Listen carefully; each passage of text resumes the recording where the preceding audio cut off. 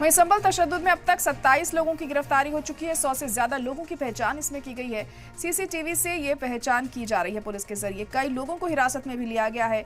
मुलजिमीन के मोबाइल की भी पड़ताल की जा रही है। तो बड़ी और अहम खबर इस वक्त आपको बता रहे हैं कि लगातार जो गिरफ्तारी का सिलसिला है वो जारी है। संभल में अब तक 27 लोगों को गिरफ्तार किया जा चुका है। 100 से ज्यादा लोगों की पहचान की गई है। सीसीटीवी के आधार पर इन लोगों की पहचान की जा रही है और पुलिस पूरे मामले की तफ्तीश में जुटी हुई है और लगातार जो लोगों को हिरासत में लिया जा रहा है उसके जरिए भी हो सकता है कि इस पूरे मामले की तह तक जाया जा सके। हालांकि जिन लोगों की गिरफ्तारी हो रही है और जो लोग हिरासत में आ रहे हैं पुलिस की, उनके घर वालों का कहना है कि इसमें इनकी कोई गलती नहीं थी, बेवजह इनके खिलाफ ये कार्रवाई की जा रही है। तो फिलहाल सीसीटीवी फुटेज के आधार पर ये अहम कदम पुलिस के जरिए उठाए जा रहे हैं, लेकिन जांच किस तरीके से अब इस मामले में आगे बढ़ती है ये अहम होगा यहाँ पर देखना।